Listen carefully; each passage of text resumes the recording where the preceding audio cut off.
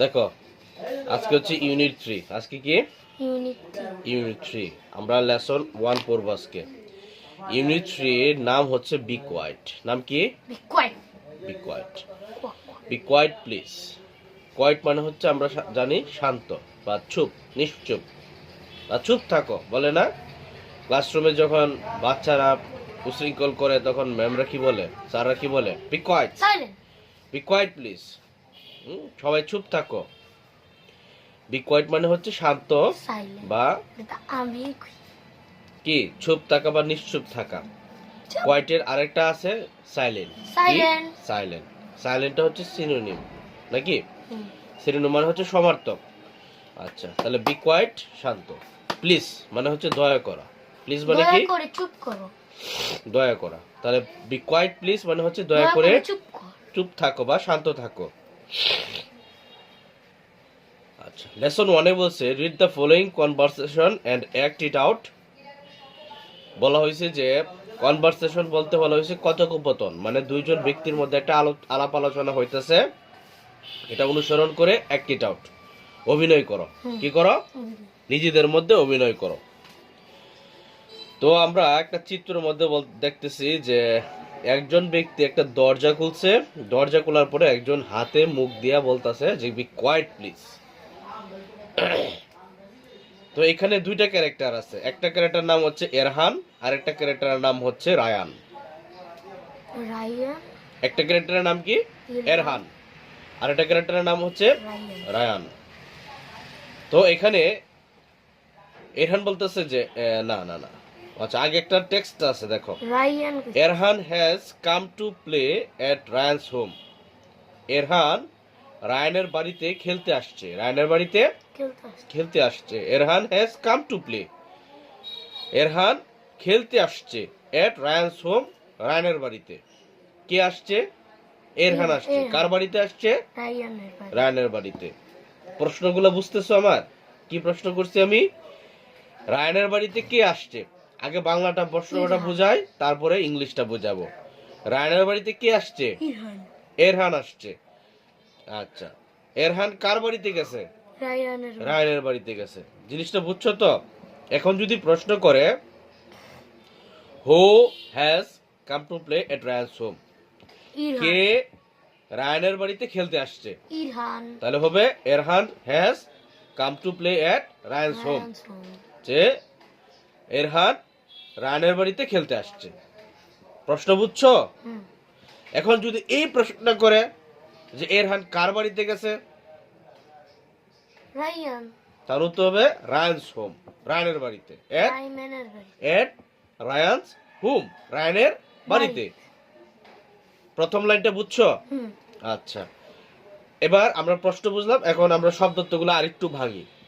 Has শব্দের অর্থ আছে, কাম শব্দের অর্থ আসা, টু শব্দের অর্থ হচ্ছে তে, প্লে অর্থ হচ্ছে খেলা, এট শব্দের অর্থ এতে, রায়ান শব্দের অর্থ রায়ান, হোম শব্দের অর্থ হচ্ছে বাড়ি বা বাসা। আমরা সেন্টেন্সটা আবার একটু পড়ি। Erhan has come to play at Rayan's home. Erhan রায়ানের বাড়িতে খেলতে আসছে। তারপরে দেখো Rayan's little sister, Rayan little sister. Little শব্দের অর্থ ছোট, সিস্টার শব্দের অর্থ হচ্ছে বোন। ইজ স্লিপিং, ইজ শব্দের অর্থ হয়, স্লিপিং এর ভার্বের যদি আইএনজিটা আমরা বাদ দিই তাহলে স্লিপ, ঘুমানো, স্লিপ ঘুমানো।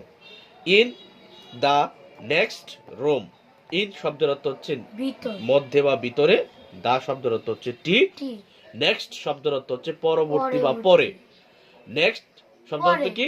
পরে বা পরবর্তী। রুম শব্দের অর্থ হচ্ছে কক্ষ, রুম শব্দের অর্থ কি? কক্ষ। আমরা সেন্টেন্সটা আবার একটু পড়ি। Rayan's little sister is sleeping in the next room, পাশের রুমে রায়ানের ছোট বোন ঘুমাচ্ছে। আবার বলতেছি, Rayan's little sister is sleeping in the next room, পাশের রুমে কি বা পরের রুমে রায়ানের ছোট বোন ঘুমাচ্ছে। রায়ানের ছোট বোন কি করতেছে? এখন যদি প্রশ্ন আছে রায়ানের ছোট বোন কি করতেছে বা কি করছে, তাহলে উত্তর হবে Rayan's little sister is sleeping in the next room. বা যদি প্রশ্ন করে যে রায়ানের ছোট বোন কোথায় ঘুমাচ্ছে, নেক্সট রুম, পরের রুম। তাহলে Ryan little sister is sleeping in the next room, যে রায়ানের ছোট বোন পাশের রুমে বা পরের রুমে ঘুমাচ্ছে। প্রশ্নটা বুঝছো? এরহান, এরহান কি বলতেছে? লাউডলি, লাউডলি মানে উচ্চ স্বরে।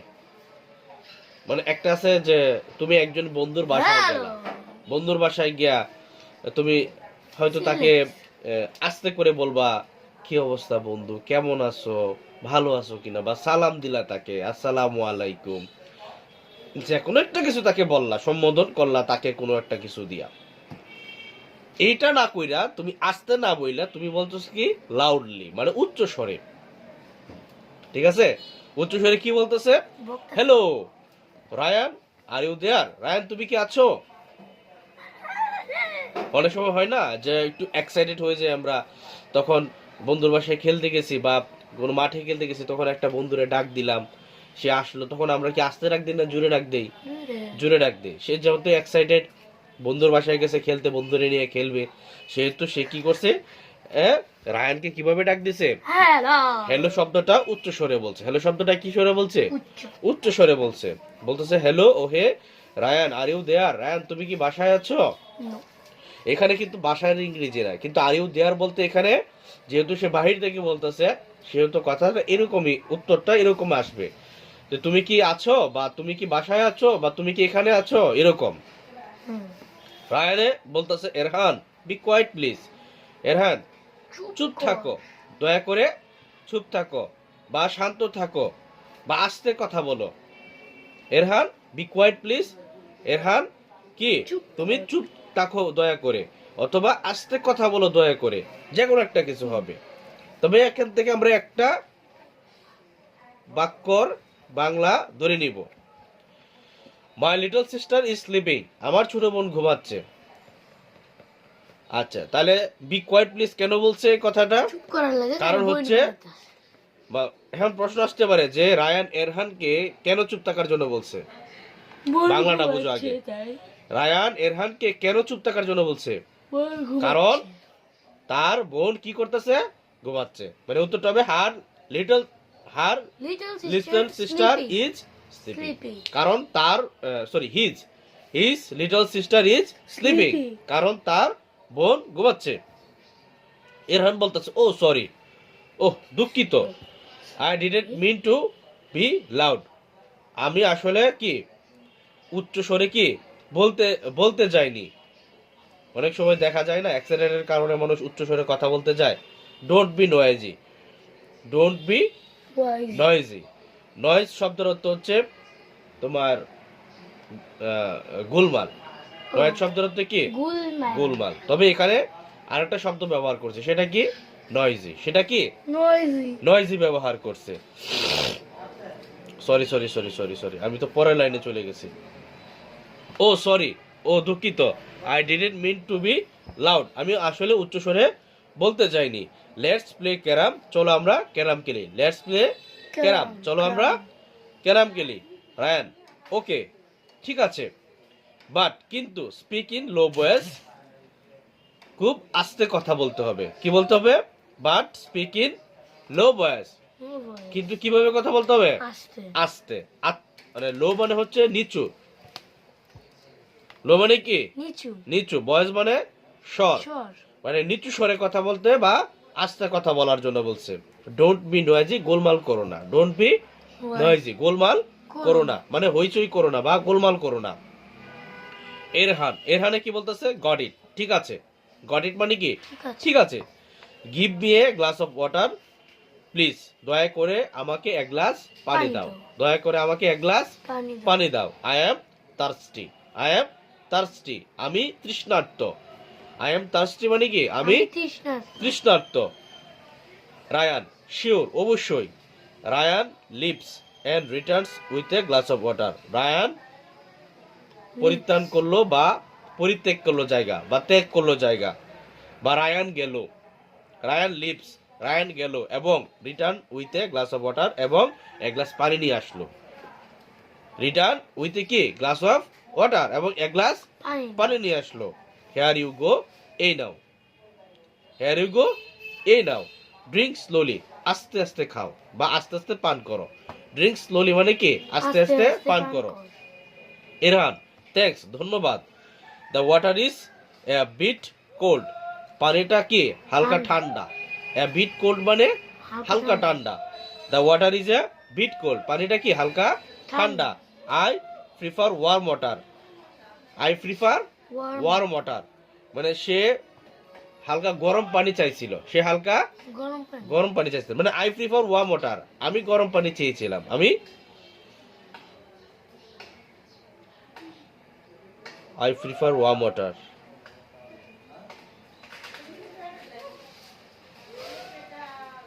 এখানে ধন্যবাদ জানাইছে that water is a bit cold, পানিটা হালকা ঠান্ডা। আই প্রিফার ওয়ার্ম ওয়াটার মানে এখানে এটা বুঝাইছে যে সচরাচর সে এত ঠান্ডা পানি খায় না, সে হালকা গরম পানি খায়, সে হালকা নরমাল পানি। I prefer warm water, warm মানে হচ্ছে গরম, ওয়ার্ম মানে কি? গরম। আর ওয়াটার মানে পানি। আই প্রিফার, প্রিফার শব্দের অর্থ হচ্ছে তোমার ডিকশনারিটা কোথায়? যাই হোক, যেটা বলতেছিলাম দেখো যে এরহান কি বলতেছে? থ্যাঙ্কস, ধন্যবাদ। The water is a bit cold, পানিটা হালকা ঠান্ডা। আই প্রিফার ওয়ার্ম ওয়াটার, আমি গরম পানি পছন্দ করি, আমি গরম পানি পছন্দ করি। রায়ান বলতেছে মি টু, রায়ান কি বলতেছে? মি টু, আমিও পছন্দ করি। নাও এখন গেট দ্য ক্যারাম বোর্ড, চলো ক্যারাম খেলি বা ক্যারাম বোর্ড খেলি। It's near the book shelf, এটা বইয়ের তাকের কাছে। নট দ্যাট ফার, বেশি দূরে না। নট দ্যাট ফার মানে কি? বেশি দূরে না। আচ্ছা, তারপরে দেখো, তারপরে বলতেছে এরহান আই কান্ট সি ইট, আমি ইহা দেখছি না। ইটস ডার্ক হিয়ার, এখানে অন্ধকার। ইটস ডার্ক হিয়ার মানে কি? এখানে অন্ধকার। রায়ান বলতেছে ও আই সি, ও আমি দেখেছি। আই সি, আমি দেখি। Let me turn the light on, আমাকে লাইট জ্বালাইতে দাও। Let me turn the light on, আমাকে লাইট বা বাতি জ্বালাতে দাও। এরহান বলতেছে ফাউন্ড ইট, ইহা খুঁজো। ফাউন্ড ইট, ইহা খুঁজো। ও নো, ও না। দ্য বোর্ড লুকস ডার্টি, মানে এই বোর্ডটা কি? দেখতে কি? ময়লা। এই বোর্ডটা দেখতে কি? ময়লা। কারণ যেহেতু অনেকদিন পরে আছে, তাই এটা কি? ধুলাবালি জমে ময়লা হয়ে গেছে। রায়ান বলতেছে লেটস ক্লিন ইট, চলো পরিষ্কার করি। এরহান ডান, ঠিক আছে। লেটস প্লে, চলো খেলি। ইউ গো ফার্স্ট, তুমি আগে দেও, মানে তুমি আগে মারো। ক্যারামের ক্ষেত্রে ইউ গো ফার্স্ট বলতে এখানে বুঝাইতেছে তুমি প্রথমে বা তুমি আগে মারো। রায়ান থ্যাঙ্কস, ধন্যবাদ। বাট রিমেম্বার, কিন্তু মনে রেখো, ডোন্ট টক লাউডলি, মনে রেখো কি? জোরে কথা বলো না। এরহান ওকে, ঠিক আছে। আই উইল বি কোয়াইট, ওকে আমি শান্ত থাকবো বা চুপ থাকবো। তাহলে এই ছিল হচ্ছে ইউনিট 1 এর টপিক। এই ছিল কি? ইউনিট 1 এর টপিক। আমরা একটু শব্দার্থগুলো আবার একটু দেখে নেই। সরি, ইউনিট 3 এর লেসন 1, ইউনিট 3 এর লেসন 1, এই ছিল ইউনিট 3 এর লেসন 1। আমরা একটু শব্দার্থগুলো আবার দেখি। হ্যাজ আছে, কাম আসা, প্লে খেলা করা, হোম বাড়ি, লিটল ছোট, সিস্টার বোন, স্লিপ ঘুমানো, নেক্সট পরে, রোম কক্ষ, লাউডলি উচ্চ স্বরে, লাউডলি উচ্চ স্বরে, বি কোয়াইট শান্ত, বি কোয়াইট শান্ত থাকা, প্লিজ দয়া করে, সরি দুঃখিত, মিন বোঝানো, মিন লাউড উচ্চ, প্লে ক্যারাম, প্লে সরি খেলা, প্লে খেলা, ক্যারাম ক্যারাম, বাট কিন্তু, বাট কিন্তু, স্পিক বলা, লো নিচু, ভয়েস স্বর, নয়েজি গোলমাল, নয়েজি গিভ দেওয়া, ওয়াটার পানি, থার্স্টি তৃষ্ণার্ত, শিওর অবশ্যই, লিপস ত্যাগ করা, রিটার্নস ফিরে আসা, রিটার্নস ফিরে আসা, স্লোলি আস্তে, ড্রিঙ্ক পান করা, ড্রিঙ্ক থ্যাঙ্কস ধন্যবাদ, এ বিট কোল্ড মানে হচ্ছে বিট মানে হচ্ছে হালকা, বিট মানে কি হালকা, কোল্ড ঠান্ডা, ঠান্ডা, ওয়ার্ম গরম, গরম, ওয়াটার পানি, পানি, নাও এখন, গেট পাওয়া, ক্যারাম বোর্ড কেরাম, ক্যারাম বোর্ড, নেয়ার কাছে, কাছে, বুকশেলফ বইতা, বইয়ের থাক, ফার দূরে, দূরে, ফার দূরে, দূরে, সি দেখা, ইট ইহা, ইহা, ডার্ক অন্ধকার, তারপরে হচ্ছে টার্ন জ্বালানো, ঘুরানো আর কি, টার্ন শব্দটা তো ঘুরানো আর কি। তবে লেট মি টার্ন মানে জ্বালানো, এবার আমার পালা বা আমাকে লাইট জ্বালাইতে দাও, এখানে এইভাবে ব্যবহৃত হচ্ছে। লাইট মানে হচ্ছে বাতি, বাতি, হ্যাঁ। ফাউন্ড খোঁজা, ফাউন্ড খোঁজা, লুক দেখা, দেখা, ডার্টি নোংরা, নোংরা, ক্লিন পরিষ্কার, করা, ডান মানে ঠিক আছে, ঠিক ডান আছে, ঠিক ঠিক আছে, আছে। গো যাওয়া, যাওয়া, রিমেম্বার মনে করা মনে করা, বা স্মরণ করা, টক বলা, বলা, লাউডলি উচ্চ উচ্চ স্বরে, বি কোয়াইট চুপ, শান্ত, বি কোয়াইট শান্ত, শান্ত। আমরা ইউনিট লেসন 2 টাও আমরা শেষ করে ফেলি, ইউনিট 3 এর লেসন 2 টা আমরা একটু শেষ করে ফেলি। দেখো আমাদের বলছে each of the words in the following table has its opposite word, find the word and the opposite in the pairs, now write them in column A and column B, one is done for you. দেখো each of the words প্রত্যেকটা শব্দ the following table অনুসরণ করে has its opposite word এটার বিপরীত শব্দ, find the word শব্দ খুঁজে বের করো, and the এবং the opposite in the pair এবং প্রথম শব্দের সাথে পরের শব্দটা এক জোড়ায় রাখো। নাও এখন রাইট দেম তাদের লিখো ইন কলাম এ তে এবং কলাম বি তে। One is done for you একটা তোমার জন্য দেওয়া হয়েছে। কলাম বি প্রথমেই দেওয়া আছে আমাকে স্ট্রং শব্দের অর্থ হচ্ছে শক্ত, স্ট্রং শব্দের অর্থ কি শক্ত, উইক শব্দের অর্থ হচ্ছে দুর্বল, উইক শব্দের অর্থ কি দুর্বল, মানে অ্যান্টোনিম সিনোনিম আছে না, সমার্থক শব্দ বিপরীত শব্দ, বাংলায় পড়তো ইংলিশে পড়ো নাই, এটা তোমার ক্লাস 6-7 এ ওইটা পাওয়া যায়, বা টেনশন নিও না। তাহলে স্ট্রং শক্ত, উইক দুর্বল বা দুর্বল, স্ট্রং শক্ত উইক দুর্বল। তাহলে এখানে স্ট্রং কোথায়, এই যে স্ট্রং, হ্যাঁ এই যে উইক, দেখছো? আচ্ছা তাহলে এরকম আরো অনেকগুলো শব্দ আমরা একটু, যেমন ক্লিন পরিষ্কার, আমরা এখানে লিখবো কি ক্লিন। আমরা যদি একটু খাতায় লিখি, খাতার একটা খাতা দেও, আমি খাতায় লিখে দেই তাহলে সহজে বুঝবা।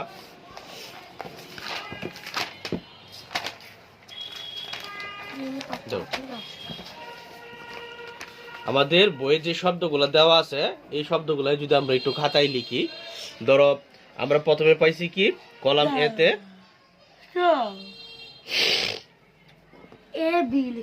কলাম এ,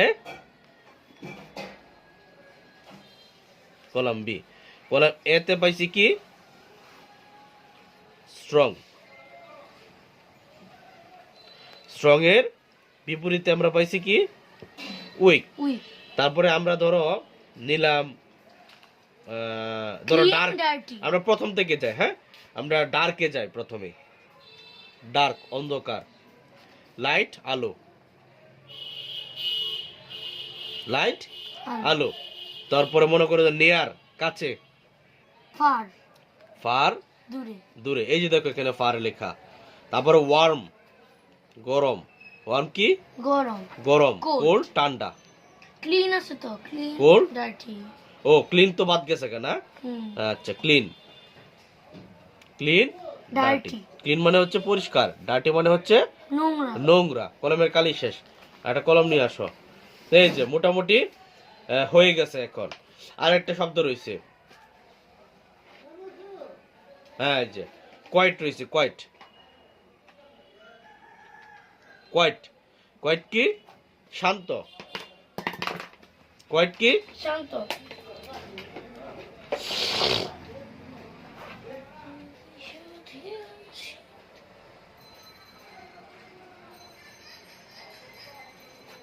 কোয়াইট কি শান্ত, লাউড উচ্চ স্বরে। উচ্চ।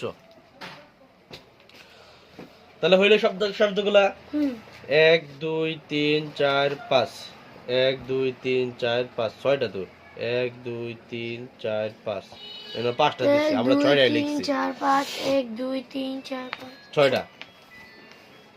হ্যাঁ, তাহলে strong, weak, dark, light, near, far, warm, cold, clean, dirty, quiet, loud. Okay, ঠিক আছে। তাহলে আমাদের লেসন 2 এর এক শেষ।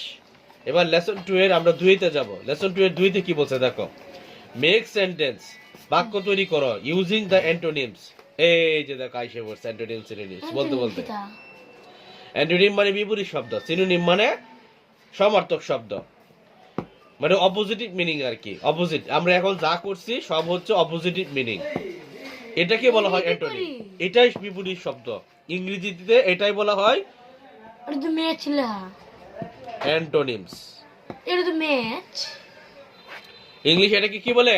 অ্যান্টোনিমস বা অ্যান্টোনিম, অপোজিট ওয়ার্ড, বা আরেকটার নাম কি? Opposite opposite word. ওয়ার্ড কি বলা হয়? অপোজিট ওয়ার্ড মানে বিপরীত শব্দ। অপোজিট ওয়ার্ড মানে কি? বিপরীত শব্দ। দেখো আগে আমরা জিনিসটা বুঝি। মেক সেন্টেন্স, বাক্য তৈরি করে ইউজিং দ্য অ্যান্টোনিমস, বিপরীত শব্দ ব্যবহার করি, অফ দ্য আন্ডারলাইন ওয়ার্ডস, নিচের যে শব্দের মধ্যে আন্ডারলাইন করা আছে। দ্য ফার্স্ট, প্রথমটা, one is done for you, তোমার জন্য দেওয়া হয়েছে। প্রথমে এ নাম্বার কি লিখছে? দ্য ওয়াটার ইজ কোল্ড, পানি ঠান্ডা। তাহলে the water, this water is কি হবে? ওয়ার্ম হবে। This water is warm. আমরা একটু লিখি। এ নাম্বারটা আমাদের কি বলছে? This water is cold. This water is Cold. Cold. তাহলে এই পানিটা কি ঠান্ডা। তাহলে এর বিপরীতে কি হবে? ওয়ার্ম হবে। বিপরীতে কি হবে? Warm. ওয়ার্ম হবে। বি নাম্বারটা যদি লিখি, the boy is healthy. The boy is কি? Unhealthy. হেলদি। Unhealthy. হেলদি মানে স্বাস্থ্যবান, Unhealthy. আর আনহেলদি মানে অসুস্থ, অস্বাস্থ্য। অচাবান। আবার উইকও দেওয়া যায়, আনহেলদিও দেওয়া যায়, Weak. উইকও দেওয়া যায়, দুইটাই দিতে পারবা তুমি। C number, Stop. Stop writing. On writing. Stop writing মানে কি? লেখা বন্ধ করো। স্টপ রাইটিং প্লিজ, লেখা বন্ধ On করে দাও আগে। writing. তাহলে স্টপ মানে On. স্টার্ট। Start. স্টার্ট হবে, কি হবে? Start. স্টার্ট, শুরু করা। ডি নাম্বার বলছে Ryan is happy today. Ryan is happy Unhappy. Today. Unhappy. এই যে Ryan is happy today, Ryan আজকে খুশি। Unhappy. হ্যাঁ, আনহ্যাপি অথবা স্যাড, কি হবে? Sad. স্যাড। তারপরে হচ্ছে E number, he writes quickly. He writes Quickly. Quickly, সে তাড়াতাড়ি লিখতেছে। তাহলে কি হবে? স্লোলি। Slowly. কি হবে? Slowly. স্লোলি। বুঝতেছ? Slowly, হ্যাঁ। বুঝছো তো? হুম। না খালি এত যে হু হু করতেছ? বুঝছি। ঠিক আছে, বুঝছি। পরে। দাঁড়াও। ইম্পারেটিভ সেন্টেন্স পড়াইছি না? হুম। পড়াইছি কিনা মনে নাই হয়তো। আছে। তোমার তো ইংলিশ সেকেন্ড পেপার অনেক দিন ধরে পড়াই না। আগামী ক্লাসে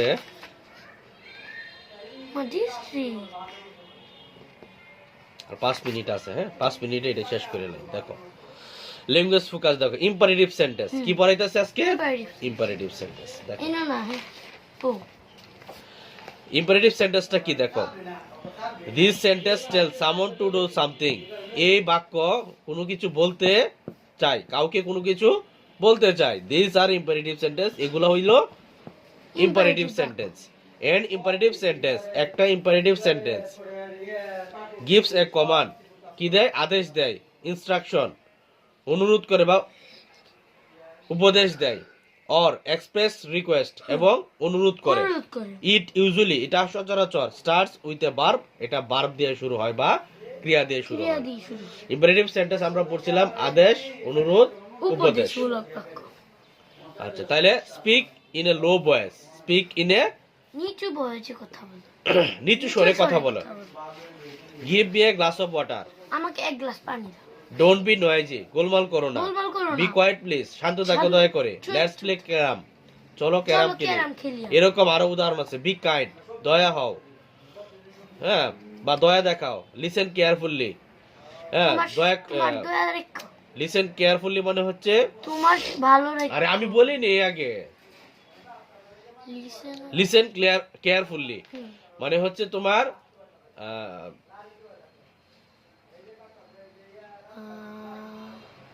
যত্ন সহকারে শোনো। ও যত্ন সহকারে শুনো। লিসেন কেয়ারফুলি মানে যত্ন সহকারে শোনো বা পরিষ্কার ভাবে শোনো। ওপেন ইউর বুক, তোমার বই খুলো। ওয়াশ ইউর হ্যান্ডস, তোমার হাত ধোও। প্লিজ কিপ সাইলেন্ট, দয়া করে চুপ থাকো।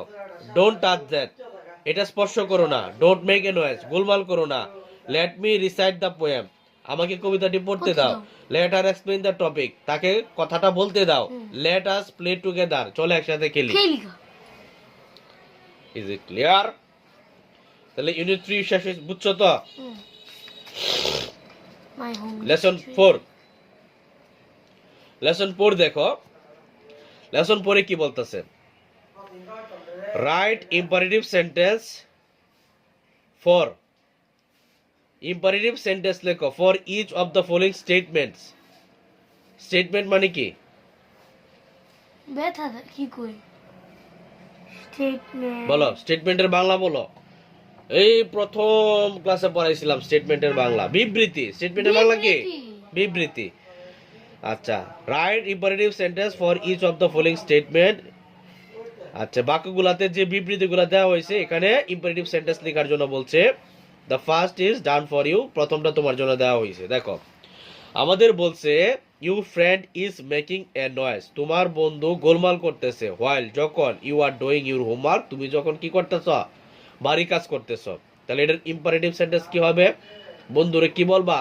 বি কোয়াইট প্লিজ, দয়া করে শান্ত থাকো।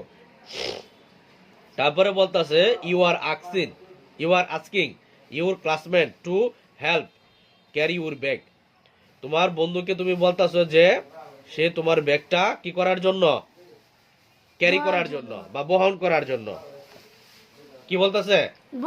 বহন করার জন্য বলতেছে। তাহলে এটা ইম্পারেটিভ সেন্টেন্স কি হবে?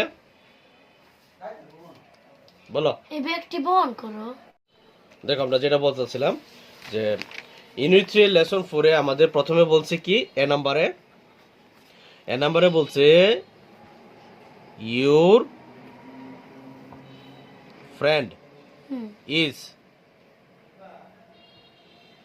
মেকিং এ নয়েজ while কি you are doing while you are doing your homework। এটাকে কি বলা, কি করতে হবে আমাকে? ইম্পারেটিভ সেন্টেন্স বানাইতে হবে। কি বানাইতে হবে? Imperative sentence. তাহলে ইম্পারেটিভ সেন্টেন্সটা কি হবে? আমাদের দেওয়া আছে বি কোয়াইট প্লিজ। কি হবে? শান্ত থাক। B quiet please. বি নাম্বারটা বলতেছে you are asking your classmate to help, কি হবে? Carry your bag. মানে তুমি তোমার সহপাঠীরে বলতেছো কি তোমার ব্যাগটা বহন করার জন্য। তাহলে এটার ইম্পারেটিভ সেন্টেন্সটা কি হবে?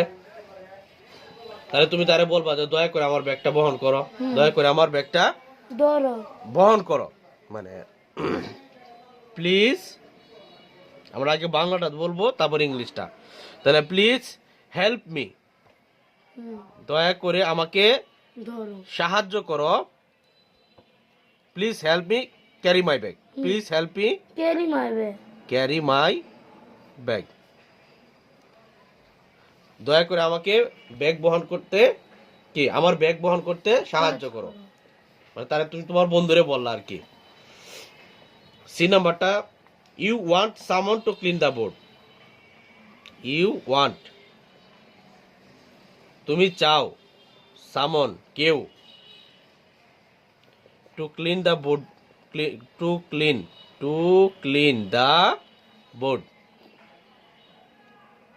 তুমি চাও যে কেউ কি করুক, বোর্ড বোর্ডটা পরিষ্কার করো, পরিষ্কার করুক। তুমি চাও কি কেউ বোর্ডটা কি করুক, পরিষ্কার, পরিষ্কার করুক। তাহলে তুমি কি বলবা? প্লিজ পরিষ্কার কি করি, clean the board, clean the board, please clean the board, please দয়া করে কি করো, বোর্ডটি পরিষ্কার বোর্ডটি করো। পরিষ্কার করো। তারপরে যদি আমরা ডি নাম্বারে যাই, আমাদের ডি নাম্বারে কি বলছে? ইউ ওয়ান্ট টু প্লে, কি বলছে? You Want to play want to peeling, play cricket, you want to play cricket with your friend. কি বলছো? You want to play cricket with your friend, যে তুমি চাও কি তোমার বন্ধু তোমার সাথে কি করো, ক্রিকেট খেলো। ক্রিকেট খেলো। এখন এটার ইম্পারেটিভ সেন্টেন্সে তুমি তোমার বন্ধুকে কেমনে বলবা, বলো বলো নূর, নাও Please play with me. দেখো এটা কি বলবা তুমি। তোমার কি বলছে যে you want to play cricket with your friend, তুমি তোমার বন্ধুর সাথে কি করবা, ক্রিকেট খেলবা। Please play হ্যাঁ? with me in cricket. মানে এটা বাংলা বলো, দয়া করে আমার সাথে ক্রিকেট খেলো। বা চলো আমরা ক্রিকেট খেলি, চলো আমরা ক্রিকেট খেলি। তাহলে এটা ইংলিশ কি হবে? Please play. Let's Let's play play cricket. cricket, please. আর প্লিজ লাগতো না, তো চলো আমরা কি করি, ক্রিকেট খেলি, চলো আমরা ক্রিকেট খেলি। আর পরেরটা বলো। You want your brother not to go in the rain. আমরা লিখি একটু কি বলতেছে এই নাম্বারটা। You want your brother, you want your brother not to go out in the rain, in the Rain. Rain. তোমার মানে ভাইকে বলো, ইউ ওয়ান্ট ইউর ব্রাদার, তুমি চাও তোমার ভাই নট টু গো আউট, বাহিরে না যাক, ইন দ্য রেন, বৃষ্টিতে। মানে please বৃষ্টির মধ্যে brother তুমি, don't go. মানে বৃষ্টির মধ্যে তুমি চাইতেছো যে তোমার ছোট ভাই কি করুক, বাহিরে না যাক। তার এটা কি হবে? Please brother don't go to the rain. মানে হ্যাঁ এটা বলতে পারো, বা don't go out the rain, don't go out the Rain. Rain, বা বৃষ্টির মধ্যে কি বাইরে যেও না, don't go out the Rain. Rain, যে বৃষ্টির মধ্যে কি করো না, বাইরে যাবো না। Please don't go out in the rain, in the rain মনে হয় নাকি, please don't don't go out in the rain, বৃষ্টির মধ্যে বাইরে যেও না, don't go out in the rain, বৃষ্টির মধ্যে কি করো না, বাইরে যেও না। বুঝছো তো এটা? তাহলে আমাদের ইউনিট 3 কি খতম, টাটা বাই বাই। তারপর আমরা ইউনিট 4 শেষ করব, হোম ডিস্ট্রিক্ট। পরে কিশোরগঞ্জে যাই। হ্যাঁ পরে আমরা কিশোরগঞ্জ যাই আমরা। বুঝছো তো নাকি? আচ্ছা অঙ্ক দিছে না অঙ্ক পরে ও ইয়া আর রয়েছে না গাছ কাটা হইতেছে লাগে তো কারেন্ট নাই এই যে সব জায়গায় নাও গাছ কাটা হইতাছে। ওই গণিতটা দাও, মূল হইলে বুঝালো। চলো মূল। গণিত বের করো, গণিত পুরো দাও দাও গণিত। 11, 12, 13, 14, এটি দিছে নাকি 11, 12, 13, 14। 14। দাও আগে অঙ্কটা বুঝাই দেই তোমাকে। ঠিক 11। 11 নম্বরটা দেখো। রাখি আঙ্কেল। 11 নম্বরটা বলছে যে রাখি প্রতি মাসে 950 টাকা করে সঞ্চয় করে। প্রতি মাসে কয় টাকা করে সঞ্চয় করে? 950। 950 টাকা। এখন মোট কথা হইছে যে কত মাসে তার সঞ্চিত টাকা 50,000 অতিক্রম করবে। 50,000 কি করবে? অতিক্রম করবে। অতিক্রম করবে। তাহলে এই অঙ্কটাকে আমরা যদি লিখি, রাখি 950 টাকা সঞ্চয় করে কয় মাসে? 1 এক মাসে। আর রাখি 50,000 টাকা সঞ্চয় করে 50,000 ভাগ 950, তাহলে ভাগফল হচ্ছে কত? 52। আর ভাগশেষ কত? 600। তাহলে 52তম মাসে 50,000 টাকা অতিক্রম করে আরো 600 টাকা প্রয়োজন হবে। তাই 52 যোগ 1 সমান কত? 53। মানে 53তম মাসে তার সঞ্চিত টাকা হবে কত? 50,000। মানে 50,000 টাকা 53তম মাসে অতিক্রম করবে। তারপরের অঙ্ক বলছে যে আসাদ মুরগির খামার করার জন্য 345টা ব্রয়লার মুরগি নিল এবং এই মুরগিগুলা 225 টাকা দরে বিক্রি করছে। কয়শো 25? 225। এখন এতে করে তার কত টাকা খরচ হয়েছে? 225 সাথে 345 কি করব? ভাগ গুণ করে দিব। ভাগ করলে উত্তর আসবে না গুণ করলে? তাহলে আসাদ একটা মুরগি ক্রয় করছে কয় টাকা দিয়া? হ্যাঁ, 225 টাকা। কয় টাকায়? 225 টাকা দেয়া। তাইলে আসাদ একটা মুরগি ক্রয় করলো 225 টাকায়।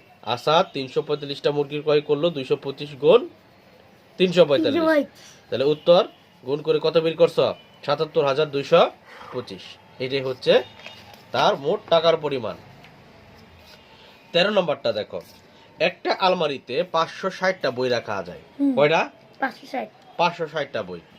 এরকম কয়টা আলমারিতে 3,79,680টা বই রাখা যাবে? তাহলে ভাগ করতে হবে এটা। তাহলে আমরা লিখবো কি? 560টা বই রাখা যায় একটা আলমারিতে। 3,79,680টা বই রাখা যায়, ভাগ দিলে কয়টা আসে? 678 আসে। কত আসে? তার মানে আলমারির পরিমাণ কত? 678।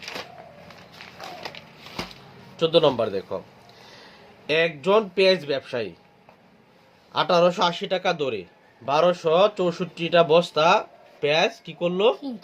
ক্রয় করছে। তিনি প্রতি বস্তা পেঁয়াজ 2150 টাকা দরে বিক্রি করছে। প্রথম প্রশ্ন হইল পেঁয়াজ ক্রয় বাবদ তার কত টাকা খরচ হয়েছে? তাহলে আমরা লিখবো কি? এক বস্তা পেঁয়াজ ক্রয় করছে কত টাকা দিয়া? 1880 টাকা দিয়া। তাহলে 1264 বস্তা পেঁয়াজ ক্রয় করলো, আমরা গুণ করে দিব, তাহলে মোট টাকার পরিমাণ পেয়ে যাব। তাহলে 1,37,000 নাকি না 13,76,320 টাকা হচ্ছে তার 1264 বস্তা পেঁয়াজের ক্রয় মূল্য। পরের প্রশ্ন হচ্ছে পেঁয়াজ বিক্রির পর তার কত টাকা লাভ হয়েছে? তাহলে এক বস্তা বিক্রি করছে কত টাকা? 2160 টাকা। আর 1264 বস্তা পেঁয়াজ বিক্রি করে তার টাকার পরিমাণ হয়েছে 27,70,600। তারপরে আমরা কি করব? ক্রয় মূল্য থেকে বিক্রয় মূল্য কি করব? বিক্রয় মূল্য থেকে ক্রয় মূল্যটা বাদ দিব। বাদ দিলে আমরা পাবো কত? 3,41,280। তাহলে এটা হচ্ছে তার লভ্যাংশ। এটা কি তার লভ্যাংশ? বুঝছো বিষয়টা? তাহলে আমাদের টপিকে যাই। আমাদের টপিক ছিল 12 পর্যন্ত নাকি না 11 পর্যন্ত? 11 শেষ করছিলাম। 11 শেষ করে আমরা 12 শেষ করছি। গতকালকে 12 লিখছিলাম। দাও তো দেখি। এই যে 12 টপিক কই আছে? এই যে তা 12 পৃষ্ঠা এটা করছি। কই করলাম তো?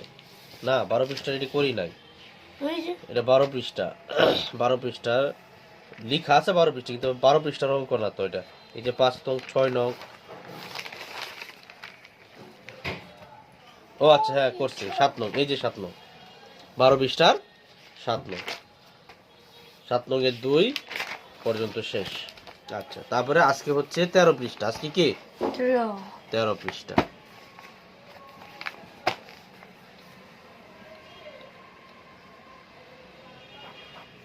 দেখো 13 পৃষ্ঠার 8 নং।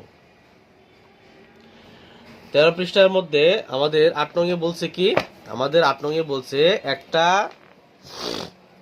গ্রামের বাঁধ মেরামতের জন্য গ্রামবাসী প্রত্যেক পরিবারের কাছ থেকে সমপরিমাণ করে টাকা তোলার সিদ্ধান্ত নিছে।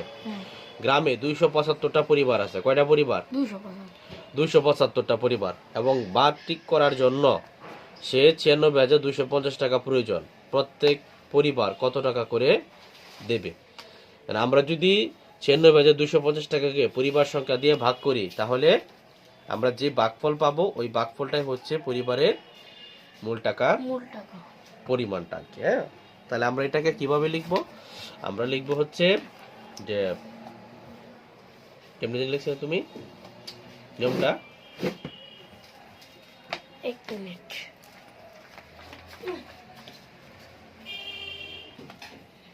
তাহলে তোমার 275টি পরিবার, কয়টা পরিবার? 275টি পরিবার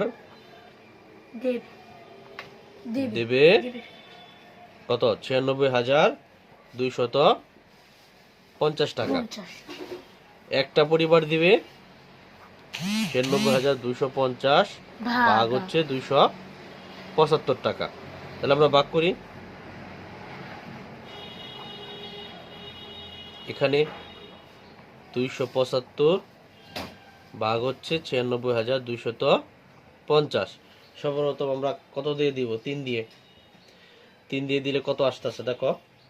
825 নাকি? 800 কত আসে? 25 আসে। তারপরে এখানে যদি আমরা একটু কাটাকুটি করি, 5 7 নামে, তারপরে এই দিক দিয়ে হাতার এক আসলে এখানে 3, আর এখানে আসলে এখানে তো আর আসবে না 1, তাহলে এটা তো যাবে না। তাহলে আমাদের কত নামাইতে হবে? এখন 5 নামাইতে হবে। কত নামাইতে হবে? 5। তাহলে আমরা এখন কত দিয়ে দিব? 5 দিয়ে যদি দেই তাহলে 1375 পাবো। তাহলে আর একটা শূন্য রয়েছে না, একটা শূন্য নামাবো, বাস শেষ। তাহলে 350 টাকা। তাহলে একটা পরিবার কত টাকা দিবে? 350 টাকা দিবে। মানে উত্তর লিখবো এখানে। উত্তর, প্রত্যেক পরিবার 350 টাকা করে দিবে। বুঝছো? তারপরে অঙ্ক 9 নাম্বারটা দেখো। 9 নাম্বারটা কি বলছে? 9 নাম্বারটা বলছে কোন দৌড় প্রতিযোগিতার পথের এক চক্রের দৈর্ঘ্য 900 মিটার। কত? কয় চক্রের? 200। এই বেটা, কয় চক্রের? 900। এক চক্রের। ও, কোন দৌড় প্রতিযোগিতার পথের এক চক্রের দৈর্ঘ্য কত? 900। একজন দৌড়বিদ কততম বারে 10,000 মিটার পথ অতিক্রম করবে? এক চক্রের যদি 900 মিটার হয়, তাহলে 10,000 মিটারে কতটুকু পথ অতিক্রম করবে? এটাই আমাদের কি বের করে দেখাইতে হবে। আমাদের বইয়ে দেওয়া আছে, আমরা যদি 10,000 মিটারকে 900 দ্বারা ভাগ করি, তাহলে যে ভাগফল এবং ভাগশেষটা পাবো, এখানে ভাগফলটা হচ্ছে এততম বার ঘুরবে, আর ভাগশেষটা হবে যেটুকু পথ বাকি আছে। তারপরে আমরা কি করব? এটার দ্বারা এক যোগ করে যেটা পাবো সেটাই হচ্ছে মোট এতবার ঘোরার সময়। ঠিক আছে? তাহলে আমরা অঙ্কটা করি একটু আমরা আমাদের মতো। 900 মিটার পথ অতিক্রম করবে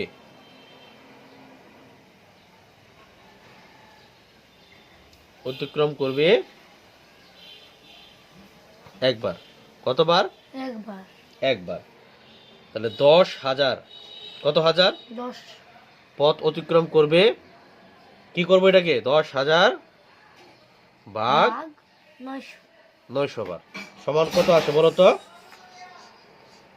যদি আমরা এটাকে একটু ভাগ করি, 900 ভাগ হচ্ছে কত? 10,000, কত আসে? যদি আমরা 10,000 দিয়ে নেই তাহলে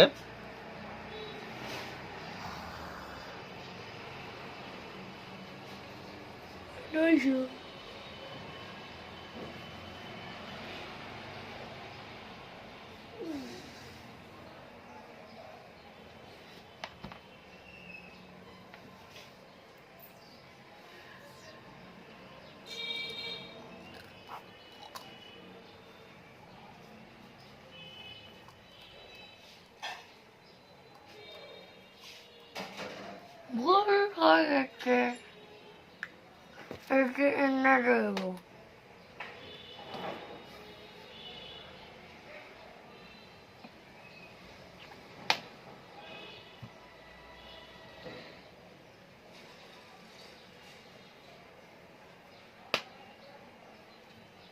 এখানে হবে কেন? এবার তো এটার উপরে দিলে 9, 9 এর উপরে 1, ছোট না সংখ্যা?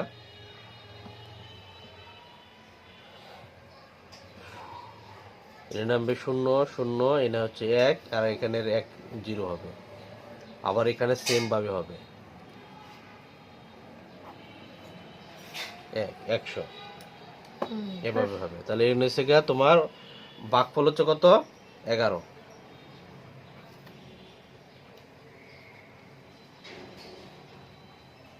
আর ভাগশেষ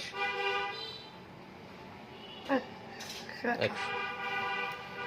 তাহলে আমরা লিখবো হচ্ছে 11তম বার ঘোরার পর 100 মিটার পথ কি করবে? বাকি থাকে। সুতরাং 11 যোগ 1 বা 12তম বার ঘোরার পর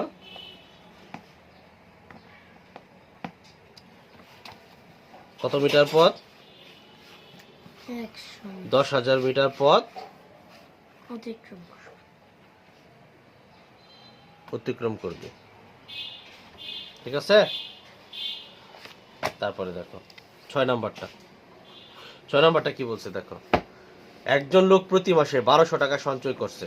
কততম মাসে তার সঞ্চিত টাকা 50,000 টাকা অতিক্রম করবে? খুবই সহজ। আমরা প্রথমে কি করব? 5000 কে 1200 দিয়ে কি করব? ভাগ করব। তাহলে একজন লোক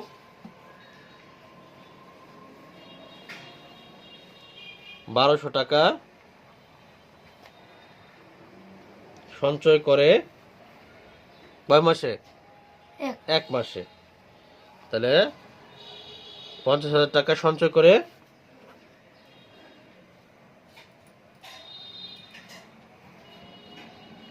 12 মাসে। তাহলে 1200 ভাগ হচ্ছে 50,000। 4 দিয়ে যদি প্রথমে দেই 4 এ 0 0, 4 এ 0 0, 4 দুগুণে 8, 4 একে 4,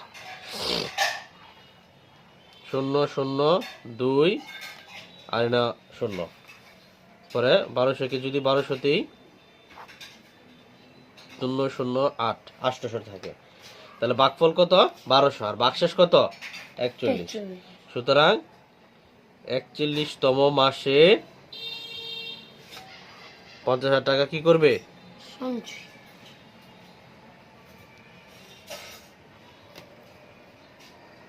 অতিক্রম করলে আরো 800 টাকা কি করে প্রয়োজন পড়ে।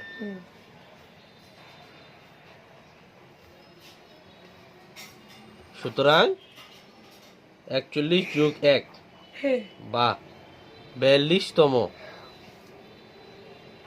মাসে কি হবে? তার সঞ্চিত টাকা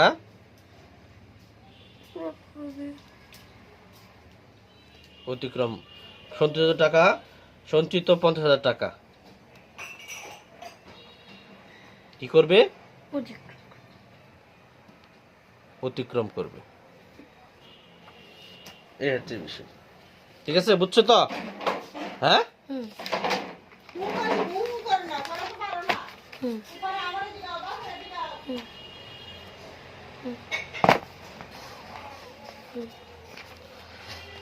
তারপরে দেখো 14 পৃষ্ঠা। 14 পৃষ্ঠার 1 নং। এটা তো সহজ অঙ্ক। সহজ না? হাতে তালি।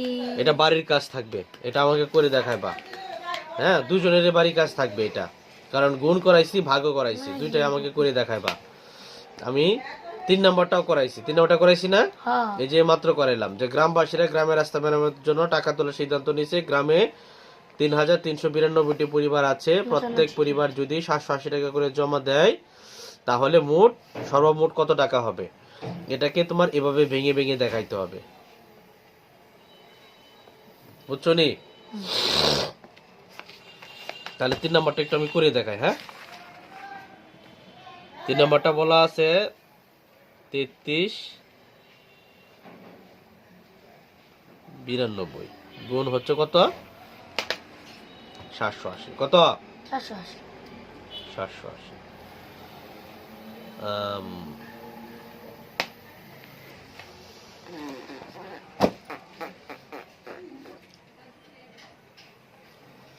তাহলে এটাকে আমাদের এই বক্স অনুযায়ী ভাঙতে হবে। তাহলে এটাকে যদি আমরা একটু ভাঙি,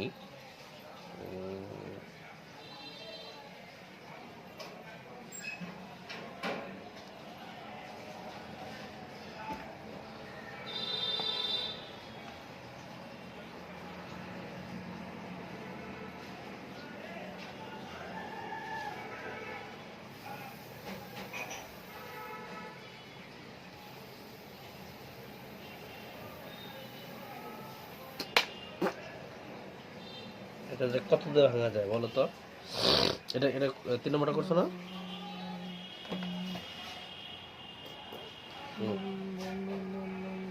এই নিয়মে বলছে করার জন্য।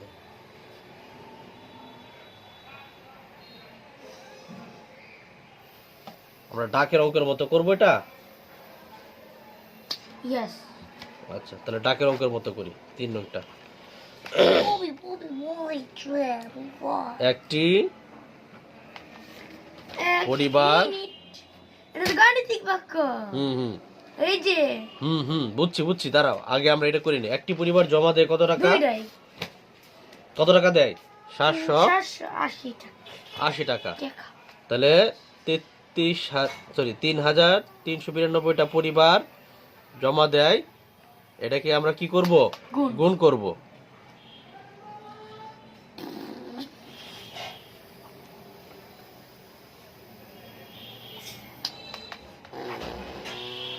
দেখো গুণ করলে কত আসে?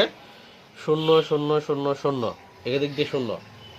এখন আমরা করবো 8 দুগুণে। 8 দুগুণে 0, তারপর হচ্ছে 8 নং 72, 73 74 75 76 77 78 নাকি? 8 নং কত? 72। হাতের আছে কত? 1। হাতের কত যোগ করে কত হয়? 73 টাকা। বুকা। হাতের আছে 3, হাতের আছে 7, 3 24, 25 26 27 28 29 30 31। হাতের আছে 3, 3 24 25 26 27। পরে 7 দুগুণে 14, 7 নং 63 64, 3 7 21 22 23 24 25 26 27। তারপরে 3 7 21 22 23। 0 6 7 5 14 6 2। তাহলে 26,45,760। এইটা হচ্ছে টাকার পরিমাণ। এখন যদি আমরা এটা গাণিতিক বাক্যে লিখি, কিসের বাক্যে? গাণিতিক। গাবাতে যদি লিখি তাহলে গাণিতিক বাক্য গুণ 780। তাহলে এটাকে আমরা একটু ভাঙি। ভাঙলে কি কি পাবো দেখো। 3392 গুণ 700 যোগ 80। কি লিখলাম? তারপরে 3392 গুণ 700 যোগ 3392 গুণ 80। এটাকে গুণ করলে আমরা পাবো, যদি আমরা 700 দিয়ে গুণ করি তাহলে আমরা মূলত 7 দিয়ে গুণ করবো আর কি, কারণ পরেরটা তো 0। 7 দিয়ে গুণ করলে আমরা কত পাইছিলাম? এই যে এটা পাইছিলাম 23,774 নাকি? এটাই তো, সরি 744, 23,744। পরে 2টা 0 লাগাই দিব। যোগ 8 দিয়ে যদি গুণ করি, 8 দিয়ে গুণ করছিলাম না আমরা? 8 দিয়ে গুণ করলে কত পাইছিলাম? 27,136। 27,136। পরে 0 লাগাই দিব। 2টা যোগ করলে কত পাবো? 26,45,760। এটাই গাণিতিক বাক্য। কাবাডা বুঝছো? হ্যাঁ গাবাডা অগাডা রাইট। 4 নাম্বারটা বলছে কি বাহ্য সমান কি, তাহলে বাহ্য সমান বাক্যল যোগ বাহ্য সমান বাহ্য গুণ বাক্যল যোগ বাজক বাহ্য গুণ বাহ্য গুণ বাক্যল যোগ কি যোগ সমান বাকশেষ। ঠিক আছে, তারপরে 5 নাম্বার হোমওয়ার্ক, 6 নাম্বার হোমওয়ার্ক করবা বাসা। এই হইল 14 পর্যন্ত। পরে আমরা 15 পৃষ্ঠা শুরু করব। তাহলে 14 পৃষ্ঠা অঙ্ক বুঝছো তো? ওকে নাও কিতা ধরো। কি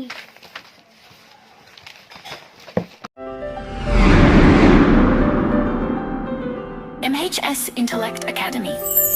Think super. Be different.